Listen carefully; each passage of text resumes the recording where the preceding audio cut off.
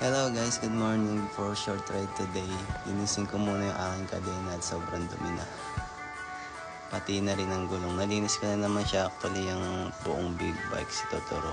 Linisin ko na yung kadena kasi sobrang dumi na. Sama ko na yung gulong kasi ang ganda ng tingnan pag malinis yung gulong sa likod.